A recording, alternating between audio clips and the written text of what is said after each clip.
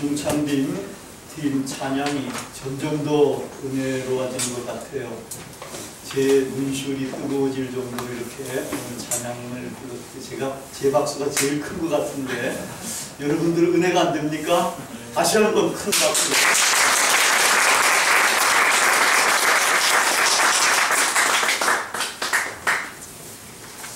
오늘은 말씀을 넌센스 퀴즈로부터 시작을 하겠습니다.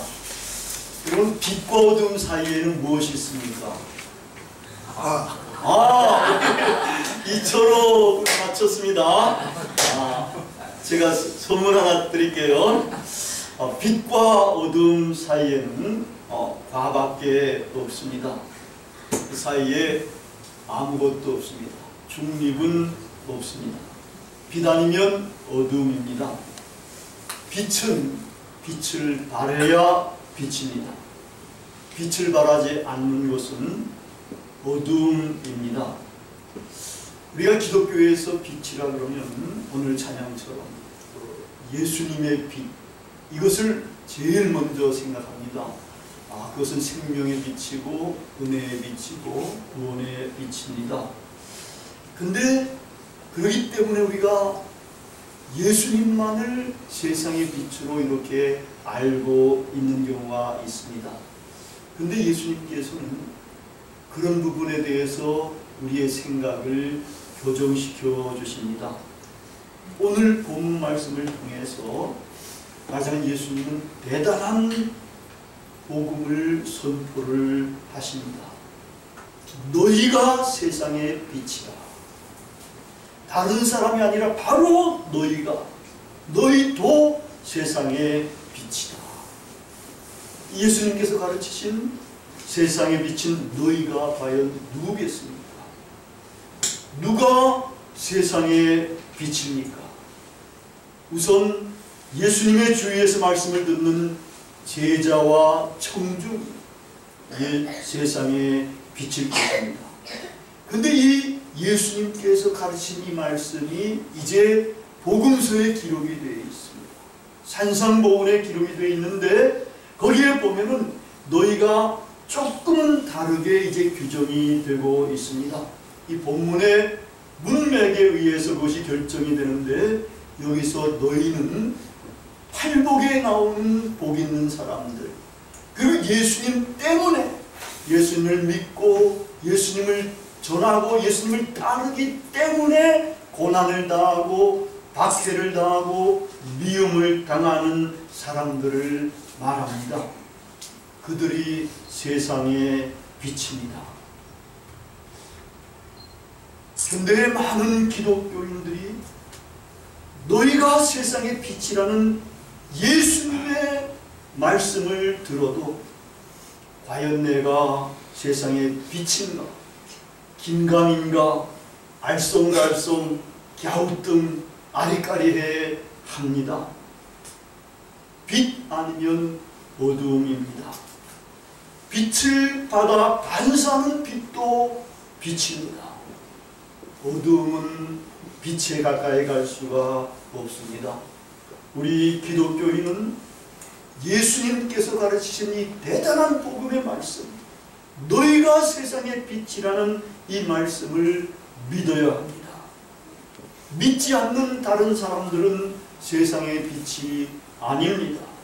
아무리 세상에서 이름 날리고 유명해지고 권세를 가지고 부자가 되고 높아져도 그들이 예수님께서 말씀하신 빛은 아닌 것입니다. 그렇다면 세상에 비친 기독교인은 대단한 존재인 것입니다. 오래전에 자아찾기를 동화로 잘 그려낸 분이 있습니다. 그분은 안델센입니다. 그분의 동화 미운 오리 새끼가 자아찾기를 다뤘습니다. 커다란 잿빛 미운 오리 새끼가 작은 오리들의 따돌림을 받아 고생하다가 집을 뛰쳐나가고 그리고 그 어려운 삶과 역경 속에서 힘들게 지내다가 드디어 새봄에 1년이 지난 새봄에 백조떼들과 만나서 보니까 자기가 백조인 것을 깨닫게 되고 그들과 함께 지나게 됐다는 이런 줄거리 아닙니까? 이 이야기는 하도 유명해서 여기서 되풀이하지 않겠습니다. 독실한 신자인 안델센은 이 미운 오리 새끼를 통해서 인간은 자아를 찾을 때에 참 인간이 된다는 것을 말하려고 했습니다.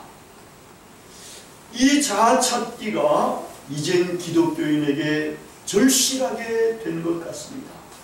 이건 대단한 역설적인 것입니다. 원래 기독교인이라는 것은 자아를 발견한 존재입니다. 백조처럼 참으로 존귀하고 존엄한 존재입니다. 그런데도 불구하고 많은 신자들은 미운 오리 새끼처럼 자신이 그러한 존재인 것을 깨닫지 못한 채로 아무 의식 없이 그렇게 불행하게 살아가고 있습니다. 이러한 사람들은 참 불쌍합니다. 엄밀하게 말하면 기독교인이라고 말할 수가 없습니다.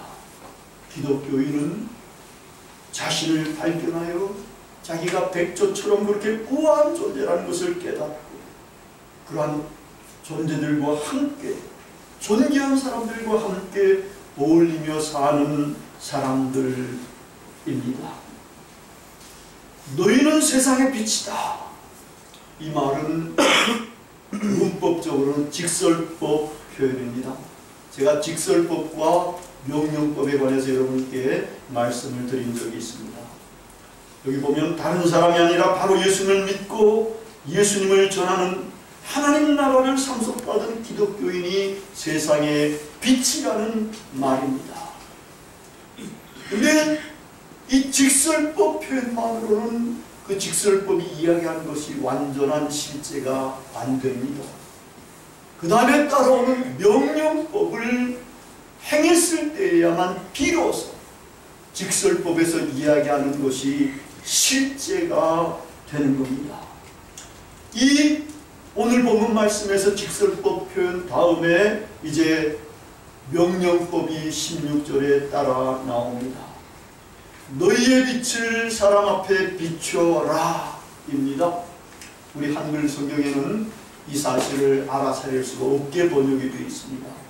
너희의 빛을 사람들 앞에 비추게 하여 뭐 이런 식으로 되어 있어서 강조가 아주 약화가 되어 있습니다. 이것이 명령인 줄 모르는 것입니다. 근데 헬라어 성경에는 그것이 아주 단순하고 명령법으로 빛을 발해라 아주 강조된 명령입니다. 이 빛을 발하라는 이 명령을 수행해야 직설법으로 표현한 여러분이 세상의 빛이다. 이것이 실제가 되는 겁니다. 이 명령을 수행해야 세상의 빛입니다. 세상의 빛은 빛을 비춰야, 빛을 발해야 빛이 된다는 말입니다. 주님을 믿는 우리는 이 가르침을 따라서 이제는 자신을 세상의 빛으로 자각하고 세상의 빛답게 살면서 빛을 발해야 합니다. 이 너희의 빛을 사람 앞에 비치게 하라는 명령은 이 명령을 들은 이후에 한참 있다가 이 명령을 행하는 것이 아닌 명령입니다. 이 명령은 듣는 즉시 행해야 하는 그런 명령법입니다. 말하자면은 이 명령법을 들은 즉시, 그럼 오늘 예배 끝난 이후에 라는 이럴 때에부터 이제 이 명령을 따라서 행해야 되는 그런 명령입니다. 여러분 빛은 어떻습니까? 빛이 떴다 하면은 비추는 거 아닙니까?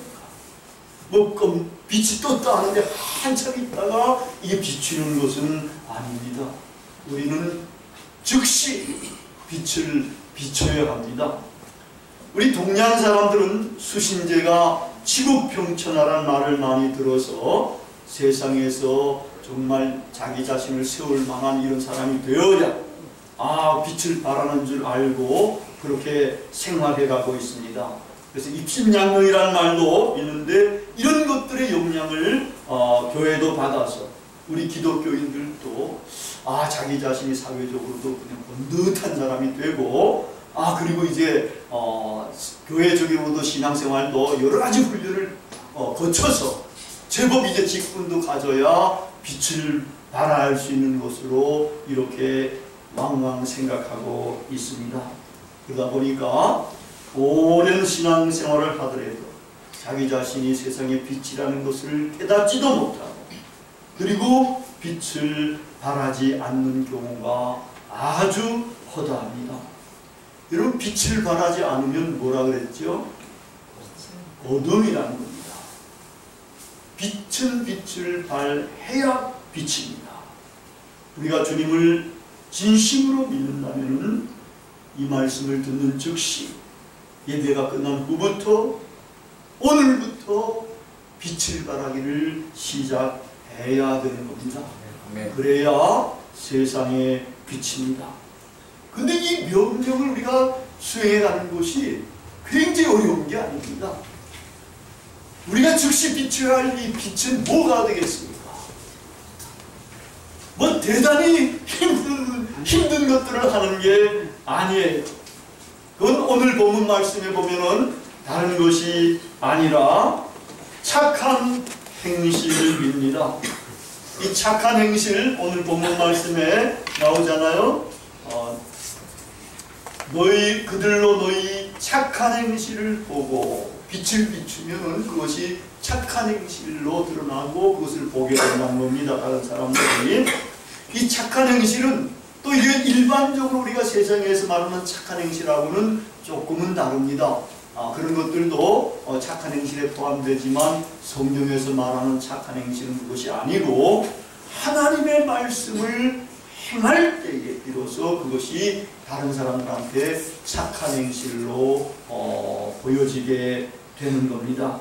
말하자면은 하나님께서 뭘 명령을 많이 하셨습니까? 사랑하라, 긍휼을 베풀어라, 불쌍히 여겨라, 받는 것보다 주는 것이 복이 있으니까 줘라, 도와줘라, 남을 섬겨라.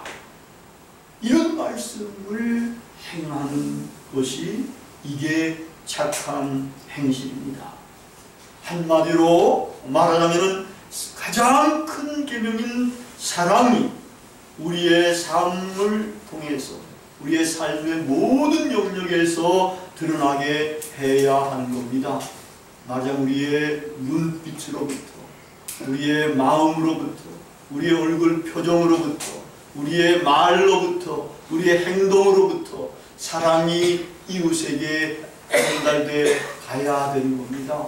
우리 인간이라는 게 묘해가지고 이미 눈빛부터가 이게 대단한 눈빛이 나갈 수 있는 거 아니겠습니까?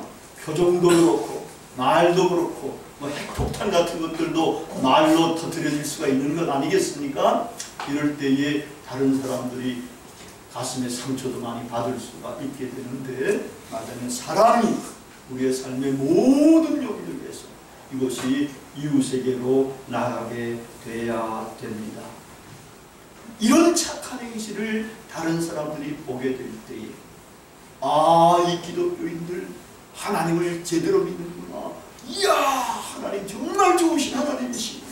이렇게 해서 믿지 아니하는 사람들도 그것을 보고 하나님에게 찬양과 영광을 돌려드리게 된다는 겁니다. 이것이야말로 참된 하나님께 영광을 돌리는 그런 길인 것입니다. 여러분, 하나님께 영광을 돌리는 길은 다른 길이 없습니다. 다른 사람들이 보고 영광을 돌리게 할 수 있는 길은 유일한 길은 삶을 통해서입니다.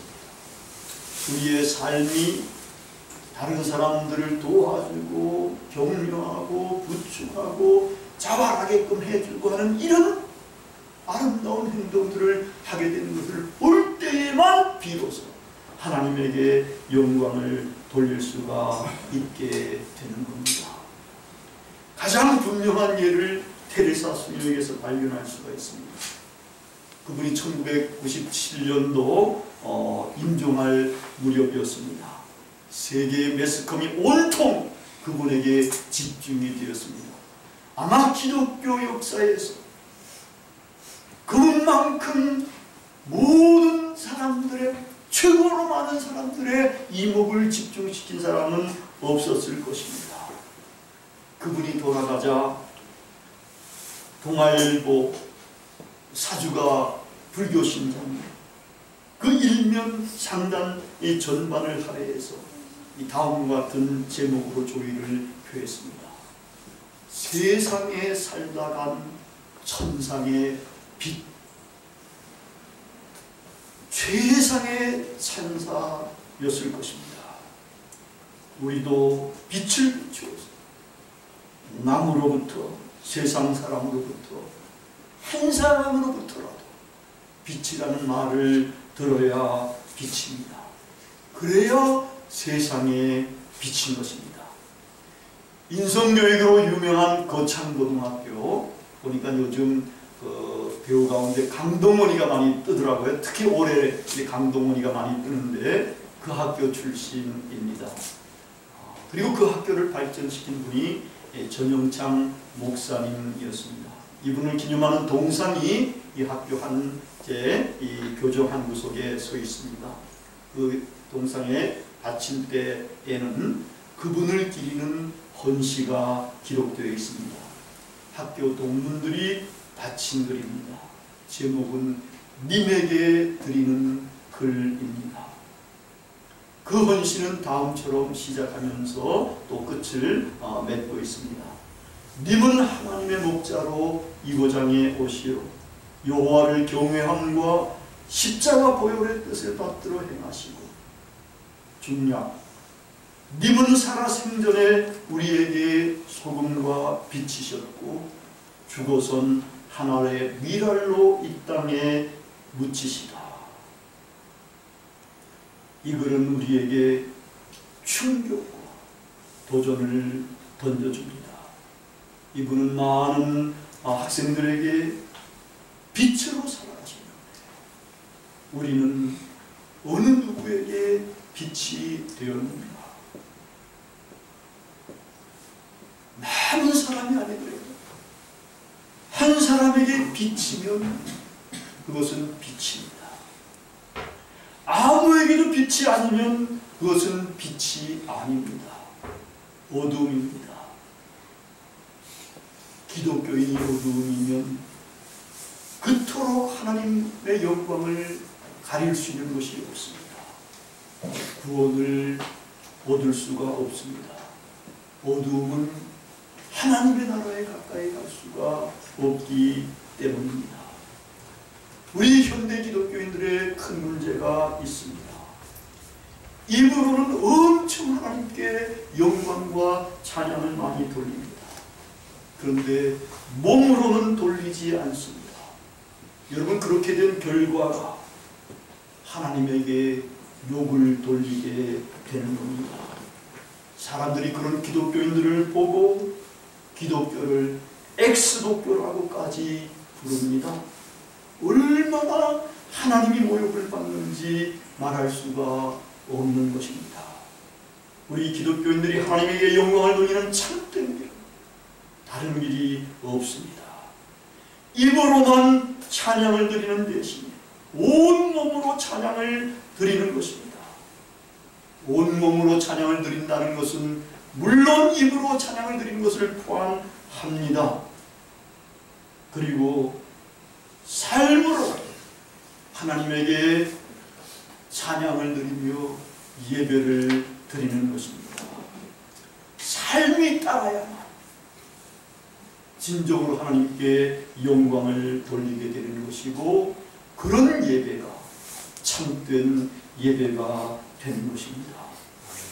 하나님의 말씀을 따라서 사는 착한 행실을 다른 사람들이 보고 하나님에게 영광을 돌리는 것입니다. 하나님에게 영광을 돌린다는 것은 사람들이 이미 하나님에게로 돌아섰음을 이야기하는 것입니다.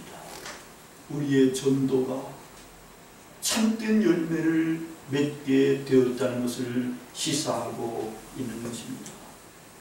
우리 사랑하는 길벗교회의 식구 여러분, 우리는 대단한 존재입니다. 우리가 세상의 빛입니다.